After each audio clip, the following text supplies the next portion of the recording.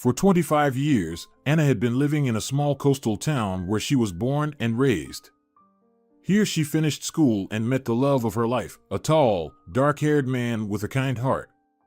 Her husband adored her, and Anna had nothing to complain about.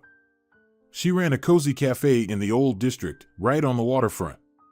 Here she spent all her days, except Sundays. Anna loved everything about her job, opening the old, slightly weathered shutters of a beautiful emerald shade early in the morning, wiping tables and neatly arranging chairs, each with its own story, watering plants in pots of various shapes and sizes, gazing for hours through large windows at the sea, which changed shades and moods every day, lighting candles on the tables and turning on golden garlands in the evenings, and finally, brewing fragrant coffee and baking treats for the guests herself. Oh, this was what Anna loved the most. Every moment of the process brought her true pleasure. Anna adored kneading dough, rolling it out on a large wooden board, and then cutting out sea stars, shells, and little fish to bake her signature sea cookies, which local children adored. Besides cookies, she baked pies and pastries, which she also decorated in a maritime style. No wonder her cafe was called Song of the Sea, and every tourist visiting their town felt obligated to visit it. Anna's parents lived nearby, so after work, she often popped in to visit them. They weren't wealthy. Anna's mother, Ines, was a seamstress who still took orders, and her father, Jose, repaired old cars. However, no one ever heard a complaint from them. Anna's parents still lived in the same house where the girl grew up. Every corner here, curtains, shelves, rugs, patterned napkins on dressers, tiles with birds in the bathroom reminded her of her childhood. From the living room window, she could see the old lighthouse where she often ran in her childhood, and every time she looked at it, Anna sighed softly. In these moments, she invariably approached her mother and hugged her tightly. "You're not to blame for anything, Anna," Ines repeated every time, understanding the cause of her daughter's sadness perfectly. She sighed too and hugged her daughter tightly. The memories evoked by the sight of the lighthouse were not the happiest for Anna, and perhaps it was the only thing that clouded the girl's life. Otherwise, she could only be envied. Once upon a time, at the very beginning of spring, a bookstore opened next to Anna's cafe. For their little town, this was unheard of and somewhat strange. Books, and on the waterfront no less. Who would buy them here? Tourists usually were interested in local trinkets, cheap shell jewelry, and, of course, places where they could have a tasty bite. As for books, Anna seriously doubted that anyone would cross the threshold of the new store. Therefore, she became curious to meet the owners of the bookstore, and after another day of work, she decided to stop by and get to know them. Bringing along half of the most delicious blueberry cheesecake, on which she had drawn waves and flying seagulls with cream that morning, as well as a bag of raspberry croissants, Anna set off to meet her neighbors. Pulling open the heavy glass door, the woman entered a small but cozy space. A golden bell on the door greeted her with a pleasant chime. Anna looked around and immediately realized how wrong she was. Now she was sure that this place would become very popular among tourists. Thick oak shelves were intentionally aged, everywhere hung fishing nets, and colorful paper boats dangled from the ceiling. Among the books, Anna noticed mysterious-looking bottles made of darkened glass. Surely, they could contain half-erased messages. Pirate maps hung on the walls, with crosses marking the places where treasures were hidden. Anna's eyes lit up. In her childhood, she adored adventures and everything related to mysteries and puzzles. She remembered how she listened with open-mouthed awe to the terrifying stories of the old lighthouse keeper Alberto and believed every word he said. Anna seriously thought that mermaids, Sea King Maialobo, his daughter Pincoya, and pink dolphin werewolves really existed. "Can I help you with something?" A young woman peeked out from behind a tall shelf in the far corner of the room in response to the bell's ringing. She was of short stature and very charming, with long shiny hair braided. "I'm the owner of the neighboring cafe," Anna explained and gave her name. "I came here to meet you and wish you good luck." "Oh, how sweet of you," the girl replied. "I've already seen your cafe. Song of the Sea, such a romantic name. You see, my husband and I moved to your town just 2 weeks ago. I've been wanting to come visit you for several days now, but I never seem to have enough time. By the way, I'm Pilar, the owner of this shop. Anna responded with a smile and offered her a treat. This is for you. Congratulations on the opening. Oh, thank you. Pilar exclaimed sincerely and, pointing to a cute light green table and wicker chairs, suggested, shall we sit for a while? I haven't had a chance to make any friends yet. It would be great to chat with you in a relaxed atmosphere. Anna gladly agreed. She herself had few friends, many of her schoolmates had scattered to different cities, and she hadn't had time to make new ones. Pilar settled Anna into one of the chairs and went off to get drinks. Taking advantage of her absence, Anna glanced around the interior again. This time she carefully examined the book spines, noticing that many of the titles were related to the sea. We wanted to create a cozy space where you could browse books and immerse yourself in a maritime atmosphere, explained Pilar, returning with beautiful porcelain cups. In my childhood, I loved listening to stories and legends about the sea. Many of them frightened me so much that I couldn't sleep for a long time afterward. But generally, I was a pretty brave girl and sometimes didn't know when to stop. Anna said, and there were distinct melancholic notes in her voice. Memories squeezed her heart, but she forced a smile. She didn't want to dampen the pleasant atmosphere with sadness. Pilar seemed not to notice anything unusual in her new friend's voice. On the contrary, after Anna's words, she seemed to liven up. It was evident that the girl loved talking about books. We have many collections of legends and stories. I collected them from all over the country, ordered them from the farthest corners, found them in tiny shops. Collecting valuable specimens is my hobby. When I had too many books, we decided to open this shop. My husband Sergio supports me in everything. He attached all the shelves, assembled the racks, hung the decorations. It turned out very atmospheric. Anna sincerely praised, and Pilar smiled happily. The books with legends are over there, she said. If you want, choose any for yourself. It will be my gift to you as a thank you for the delicious cheesecake and delightful croissants. While Pilar poured hot cappuccino into the mugs, Anna got up from her chair and approached the shelf. She ran her index finger along the spines, whispering the titles to herself. Finally, her attention was drawn to a pale blue book with shell patterns. There was no title on it. Anna pulled out the book and opened it. It turned out to be a photo album with family photographs. Oh, sorry, Pilar, exclaimed Anna embarrassedly. The new friend came closer. Oh, it's our family photo album. Pilar was surprised. How did it get here? I must have been too tired when I arranged these books and didn't notice it. There were pictures of mountains. Anna began timidly, handing the album to Pilar. My husband Ernesto dreams of them.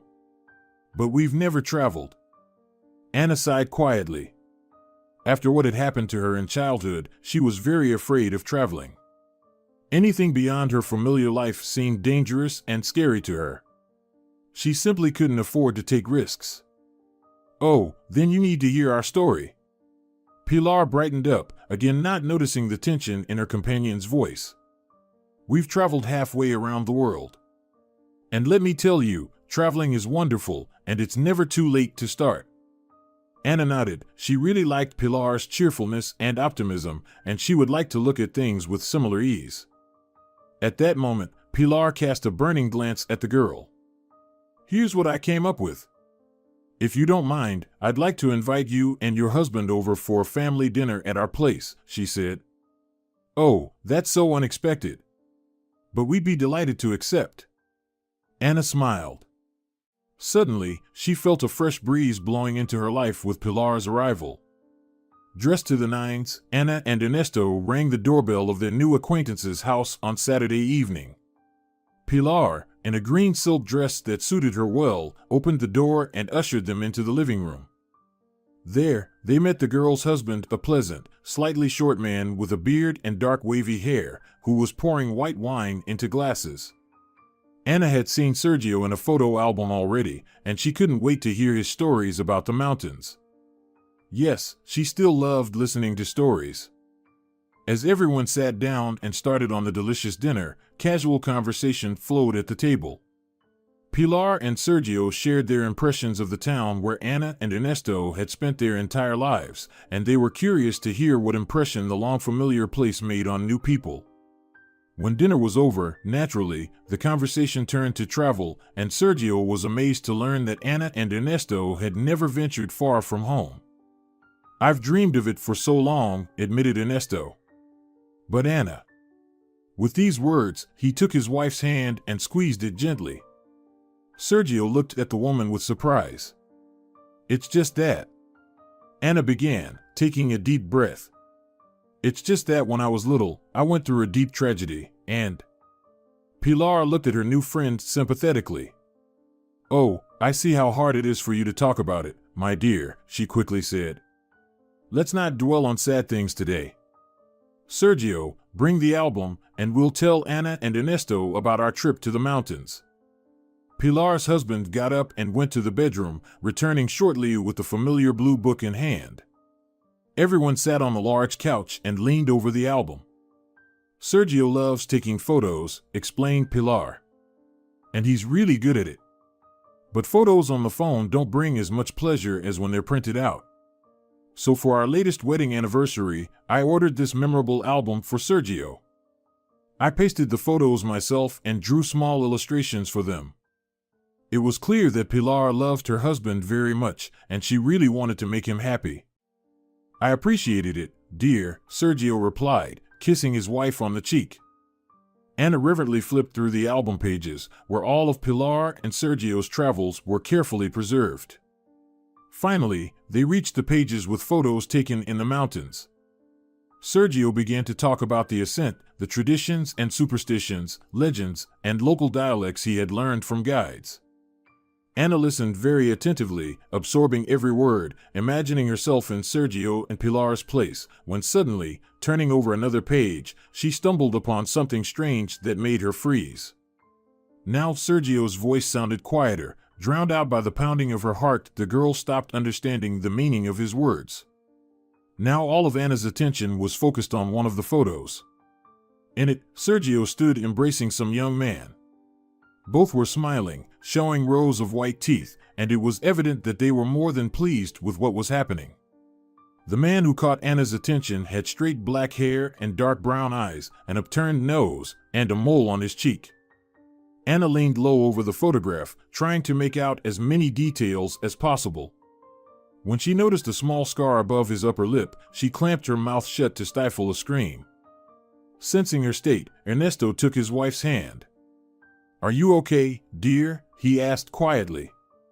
Ana raised her eyes to him, full of supplication. Pilar also sensed the tension and was now staring intently at Ana, trying to understand what caused it. Only Sergio didn't notice anything unusual and continued talking as if nothing had happened. "And here we are with our guide," he explained, pointing to the photo Ana had been studying for so long. "He's a good guy. We spent so many unforgettable hours together. He has a phenomenal sense of humor. I love such people, although he could also be very quiet and withdrawn at times." "What's his name?" Ana stuttered. "Antonio," Sergio replied. "But we all just called him Tony." "Antonio," the girl murmured, then covered her face with her hands and burst into tears. Pilar and Sergio didn't know what to think. Ernesto also paled. "Darling, please don't cry," he whispered, flustered. "This just can't be," Ana exclaimed angrily, still sobbing. Ernesto gently embraced her. Pilar brought water. Sergio bewilderedly took the album in his hands and looked at the photograph with an incomprehensible expression. Finally, Ana calmed down a bit and, taking a sip of water, said, "I'm sorry, this all looks very strange, but the thing is, the man in this photo is my own brother." Ernesto raised his eyebrows in surprise. "But how is that possible? You said he died many years ago when you were little." Ana nodded. "That's how it was. At least, that's what everyone thought. But in this photograph, undoubtedly, it's him." Antonio also had a small scar above his upper lip. He fell off his bike once. Sergio looked up. Tony never lived by the sea, he said. At least, that's what he says. He grew up in the mountains and knows them like the back of his hand, which is why we chose him as our guide. He works at the local tourism center. Wait, Sergio, suddenly intervened Pilar. There's only one way to find out the truth. She squatted down in front of the bewildered Anna and took her hands in hers. Anna, darling, you need to go there, find Antonio, and talk to him. That's the only surefire way to understand whether you're right or wrong. Anna wiped her tears and nodded gratefully. Yes, she said firmly. I will do that. Ernesto nervously took her hand. But what about your fear? Anna squeezed his hand firmly. I'll have to overcome it. That night, Anna couldn't sleep at all. Half-forgotten images, visions, and childhood memories haunted her every moment. Anna was 3 years younger than Antonio.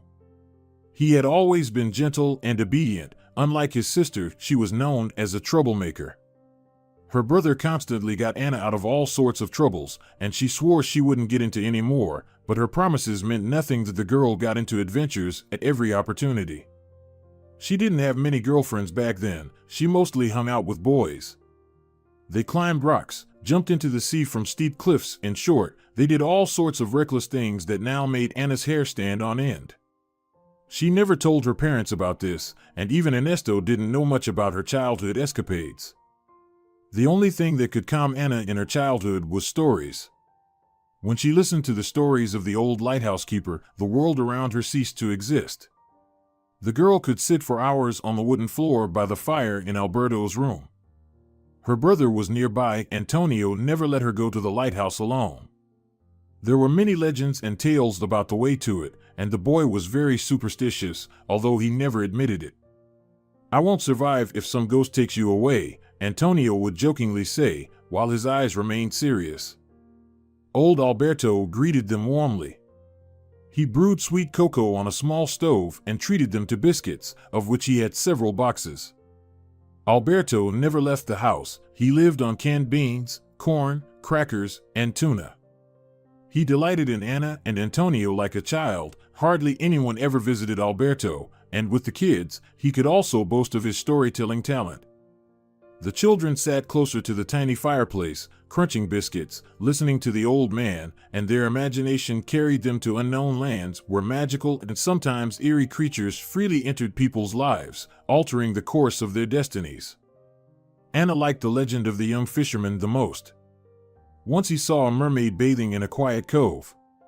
Her long hair shimmered brighter than gold in the sun, and her eyes sparkled like two sapphires. When the young man spotted her, the mermaid parted her lips, as delicate as rose petals, and sang a song unfamiliar to him. The fisherman fell madly in love, unable to think of anyone or anything else but the beautiful girl with a fish tail. Every day he would row his boat and sail to the mermaid's cove to listen to her song. The mermaid enjoyed his attention, but one day she grew tired of it all and decided to swim into the open sea. The fisherman followed her. The mermaid swam farther, and the young man struggled to keep up with his beloved. He passed the safe zone and found himself in the open sea in his frail boat. Unfortunately, a storm suddenly arose, but driven by his passion, the young man didn't notice the danger. Finally, the mermaid stopped and addressed the fisherman. "Why do you chase after me?" Hearing her speak to him, the young man nearly went mad with joy. "I love you," he exclaimed, trying to shout over the wind. But the mermaid only shook her head. "I don't believe you. Earthly creatures are too fickle." "But it's true. I love you." The mermaid merely pursed her pink lips. "Your words are just wind." And then, for the third time, the young man shouted to the mermaid, "I love you more than life. If you don't believe my words, look into my heart." In that moment, the young man tore his heart from his chest and threw it to the mermaid. She caught it in her palm, and instantly it turned to gold. The young man fell lifeless. The mermaid shrugged indifferently, holding the golden heart to her chest, and swam away into the depths. They say that ever since, when a storm brews at sea, a ghostly boat emerges from the waves, carrying a pale young man.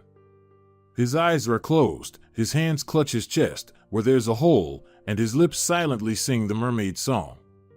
The young man wants his heart back, but cannot retrieve it. The mermaid has securely hidden it at the bottom of the sea. At this point, Anna's eyes always welled up with tears. Is there really nothing, absolutely nothing we can do to help the poor fisherman? I feel so sorry for him, the girl said once. Antonio hugged his sister tightly and stroked her hair to calm her down. It's just a legend, Anna, he said confidently. There's no such thing as a lovelorn ghost fisherman. Hearing these words, the old man Alberto quietly shook his head. Whether it exists or not, they also say that if someone throws a beautiful ornament into the open sea during a storm, the mermaid will take it, and the young man's heart will be returned, and then the fisherman will finally find peace. Anna fidgeted anxiously. Can you hear me, Antonio? We can help him. I have a beautiful pendant that my mom and dad gave me last Christmas. Are you sure you're okay parting with it, Anna? Antonio was surprised. Of course not, if it helps the poor fisherman. Anna replied fervently. The girl has a big heart, the old lighthouse keeper muttered quietly to himself. But she's recklessly brave. It's a pity Anna didn't hear those words back then, and if she did, she didn't pay attention to them.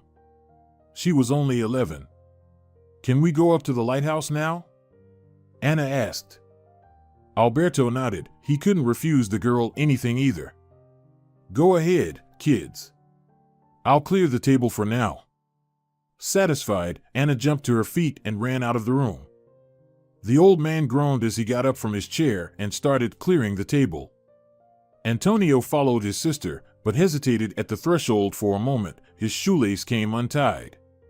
He bent down to tie it, and at that moment, thinking he was alone in the room, the old man muttered, "The boy's growing up nicely, even though he's not my own." Antonio's face froze.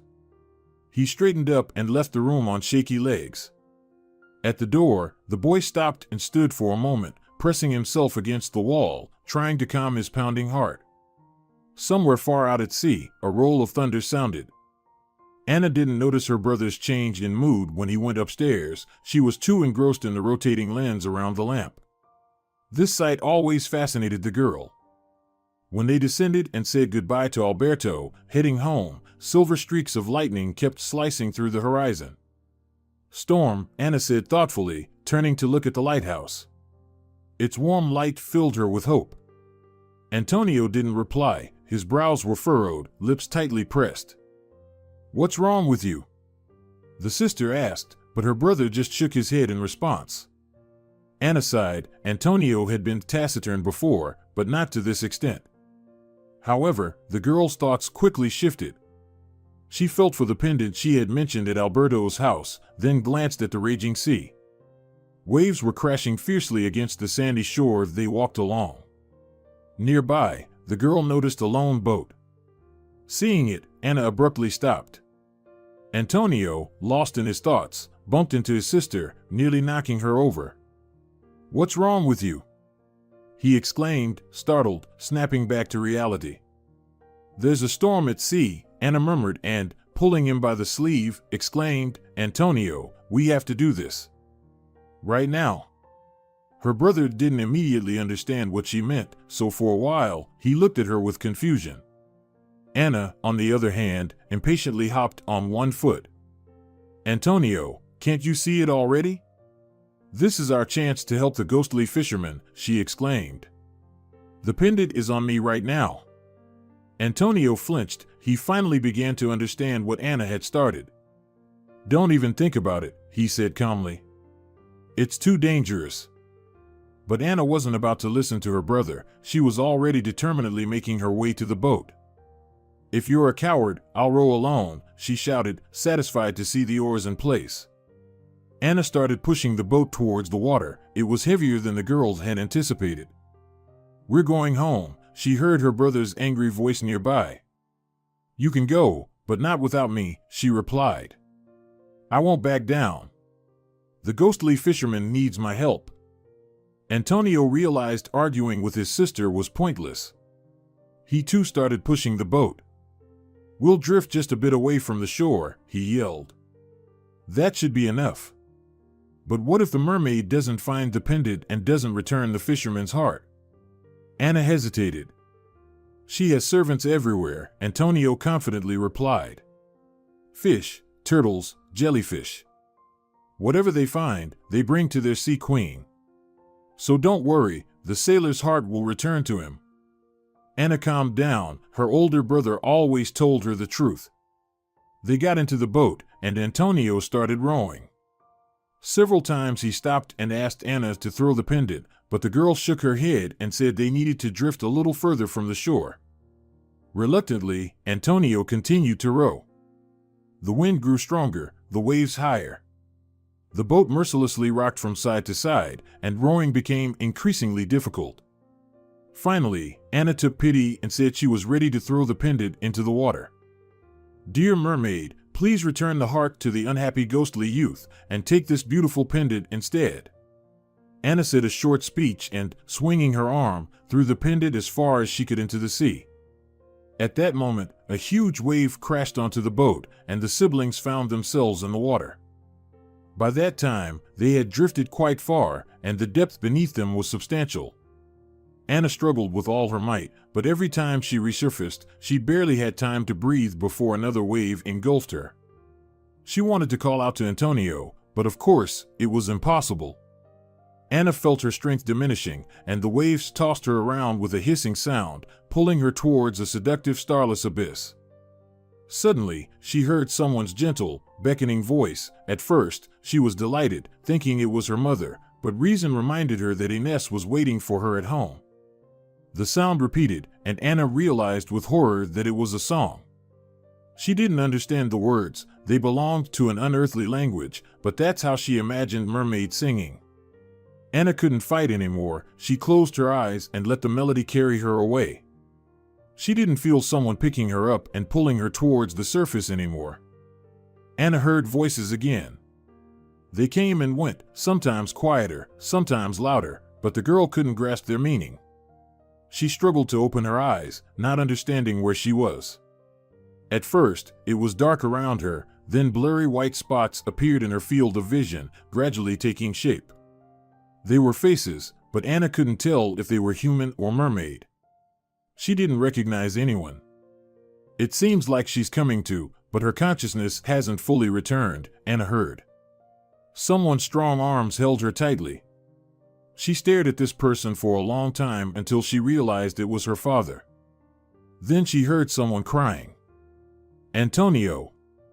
Where's my boy?" a woman screamed. It took a few moments for Anna to realize it was her mother. "Where is he?" she whispered with her lips. Her father, who had been anxiously watching her all this time, stroked her head and whispered softly, "It's okay, Anna. We'll find him. The sea brought you back to us, it will bring him back too." Anna closed her eyes and pressed against her father's cool cheek. She quietly prayed for her brother to be by her side again.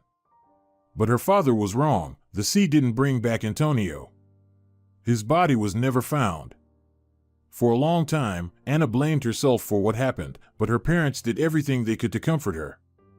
They talked for a long time about what had happened, convincing the girl that sadness wouldn't bring Antonio back. "If God took our boy to himself, then it was better for him," Ines said, although her motherly heart was breaking with sorrow. Gradually, Anna's pain subsided a little, and her former cheerfulness returned to her. However, the trace of the tragedy left a scar on her heart forever. Since the death of her brother, Anna became calmer, more sensible. She realized that she was now alone with her parents, and that she was now responsible for her actions. She never risked her own life again. Since then, she was afraid to leave home, to leave her parents, to do anything unusual. And then Anna found out that Antonio probably survived. But why didn't he come home? Did he forget who he was? Or didn't he want to come back? Anna didn't know the answers to these questions. Soon she would have to find out all this. Ernesto drove her to the airport. Anna tightly held a purse in her hands, which contained her passport and a plane ticket, the first in her life. Ernesto really wanted to, but couldn't fly with her. He had an urgent order at work. "Find your brother and find out everything without me, and next time we'll fly together," he promised, kissing Anna goodbye. The girl hugged her husband and walked to the exit. She was a little nervous before the flight, but at the same time felt an indescribable excitement. When the plane took off, Anna almost screamed with joy. She had never felt anything like it before. Her hometown gradually shrank in size, and an endless sea spread out in front of her. She looked out the window and couldn't believe that all this was happening for real. Then the plane rose above the clouds, and Anna found herself in a magical heavenly land. Overwhelmed with emotions, she felt a sweet tiredness and, closing her eyes, drifted off to sleep. When the girl woke up, the plane was already descending. Anna looked out of the window and saw the mountains. Their snowy peaks were gleaming in the sun. The plane landed smoothly, and Anna turned on her phone to message Ernesto that she was okay. After retrieving her luggage, the girl called a taxi and headed to the hotel her husband had booked. The town was very cozy, with a mountain freshness in the air. Accustomed to the sea air, Anna was surprised by the new aroma and found it pleasant. She noticed flower beds everywhere. Everything was clean and tidy. After leaving her belongings at the hotel, she took a shower, changed clothes, and went out intending to have dinner somewhere. Almost immediately, she stumbled upon a charming cafe and went in. The elderly hostess welcomed her warmly, escorted Anna to a table, and brought the menu. "We have homemade dishes. I'm sure you'll like it," she said. Anna ordered vegetable lasagna and cappuccino. Through the panoramic windows, there was a magical view of the mountains. The day was leaning towards sunset, and the white peaks now had a pink hue. It was very beautiful. Anna took a deep breath, feeling happy. "If only I could find Antonio," she said quietly aloud. Tomorrow she would go to the tourism center and talk to him. All night Anna had troubled dreams. Here she wakes up and wants to leave the hotel, but she can't find the key. Or she opens the closet, and it's empty, all her clothes are gone. In another dream, the girl comes to the tourism center, and she is led to Antonio's office, but instead of her brother, she meets a ghost. In the third dream, she drowns again and finds herself in an underwater kingdom, where her brother sits on the throne with a mermaid tail. Anna woke up at dawn and couldn't fall asleep again. Waiting for 8 o'clock, she got up, took a hot shower, dressed, and left the hotel. The center opened at 9. Anna had a strong coffee with a bun at a nearby cafe and called a taxi. She needed to go to the other end of the city. The center was located at the foot of the mountain. On the way, Anna nervously played with her purse strap. She was terribly afraid that her journey had been in vain, and that the young guide in the photo would turn out to be a complete stranger to her. On the other hand, the thought that in a quarter of an hour she would come face to face with her own brother, who had died many years ago, also filled her with awe. After paying the taxi driver, Anna took a deep breath and got out of the car. The center was already open, and the girl, entering the wide hall, headed to the reception desk. "How can I help you?" a pretty hazel-eyed girl with her hair slicked back into a smooth hairstyle asked. Round glasses and horn frames suited her very well. Anna hesitated for a moment, then collected her thoughts and said, "I'm looking for a young man named Antonio. He works here." "Antonio Gonzalez," the girl politely clarified. "Yes, I think that's his surname now," Anna nodded. The girl looked at her somewhat surprised, but didn't ask anything further. "I'll check his schedule now," the receptionist said. Anna nodded again, feeling her knees trembling as she waited. "Do you want to book a tour with him?" the receptionist clarified. "Well," Anna began uncertainly, then unexpectedly for herself said, "I'm his sister. We haven't seen each other for a long time." The girl looked at her intently. "Strange, he said he doesn't have a family." Anna didn't know what to reply. "All right," the girl nodded. "Let me escort you to him.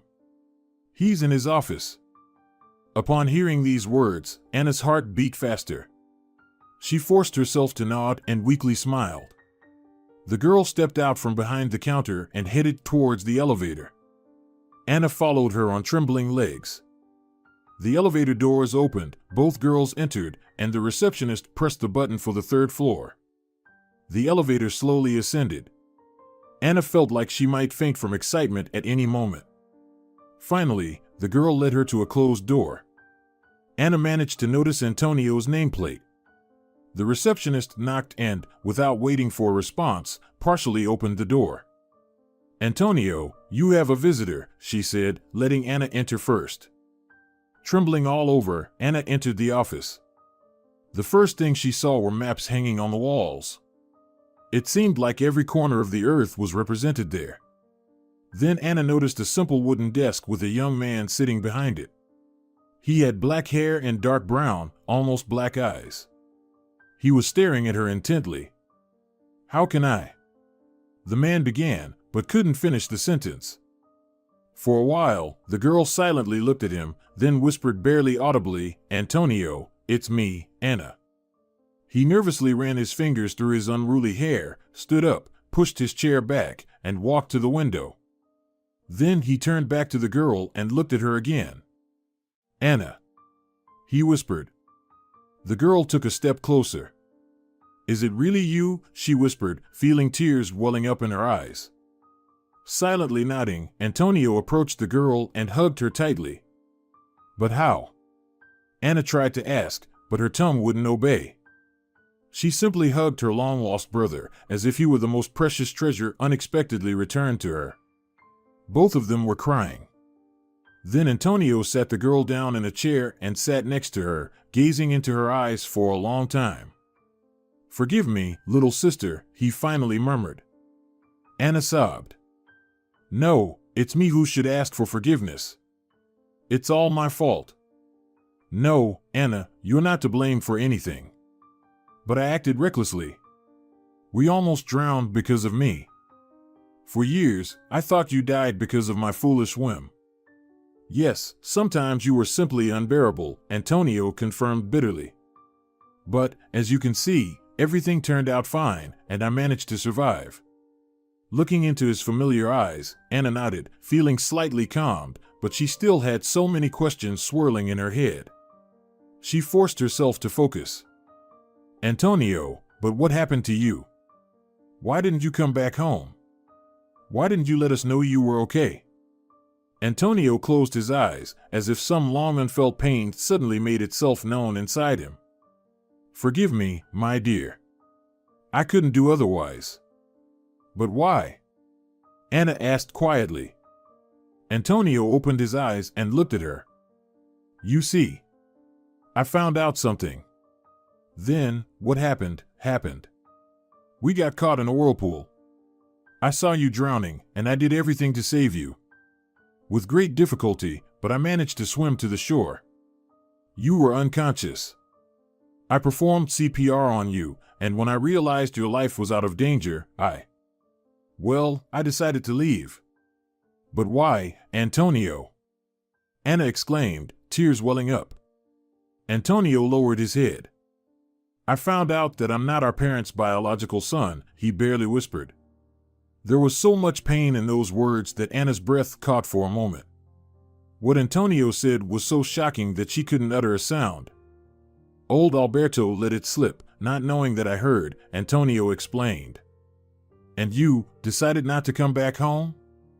Antonio nodded silently. "I was lost. I remembered how hard it was for our parents, they never had extra money. Suddenly, I felt like a burden. And I decided it would be better for everyone this way." "How could you?" Anna burst out. Antonio stood up and walked to the window. "You'll never understand that," he replied coldly. Anna approached and hugged him from behind. "I'm sorry." Antonio quietly sobbed. "I didn't understand what I was doing then. And then it seemed too late to come back. I thought everyone had long forgotten about me." "We never forgot about you," Anna replied fervently. "Mom and I almost died of grief. Dad became so silent. We were never the same after losing you." Antonio let out a quiet sigh. "What's done is done," he whispered bitterly. Anna remained silent for a moment, still standing behind Antonio, holding him tightly by the shoulders. Outside the window stretched a majestic panorama of mountains. "Beautiful, isn't it?" Antonio said softly. Anna nodded silently. "The mountains healed me," he continued. "Only here have I come to terms with my loss. Here, I understood who I am." Anna stood up beside Antonio, turning to face her brother and looking into his eyes. "But now you'll come back home," she whispered. Antonio didn't answer. "Please," Anna pleaded. "You have no idea how much joy it will bring to our parents. You will bring them back to life, happiness, and faith. You must do this." Antonio nervously ran his hand through his hair again. "Are you sure, Anna?" he asked doubtfully. "Stop hesitating. You have to do this. Let's go home together. Then, if you want, you can return to your mountains. But Mom and Dad need to know that you're alive. You have to see them. Even if they're not your biological parents, they love you more than anyone else in the world." Antonio smiled, nodded, and hugged Anna tightly. "Thank you, little sister." The next day, they sat together on the plain, heading back to the sea. Anna recounted her life, her beloved husband, her job at the cafe, her new neighbors who helped her find him, and her first ever flight. "Your world is just beginning, little sister. The whole world is at your feet," Antonio exclaimed joyfully. "I promise I'll show you and your Ernesto the mountains." Anna smiled contentedly. "I only have one question left," Antonio suddenly said thoughtfully. "What's that?" Anna asked, surprised. "I wonder if your elusive fisherman's long-suffering heart has returned." Antonio smiled. And they both laughed. Below them, the familiar old lighthouse blinked with warm light. Dear viewers, if you enjoyed the story, please support the video by liking it and leaving a comment. Thank you very much.